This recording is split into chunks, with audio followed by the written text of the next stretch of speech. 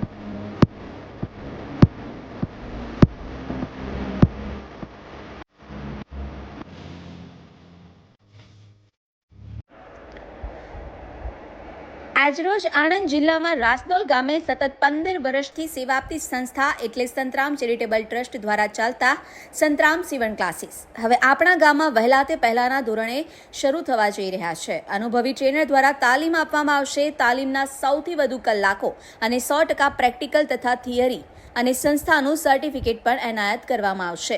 Fashion design અલગ course, ladies અને જેન્ટ્સના અલગ અલગ બેચ પણ ઉપલબ્ધ છે।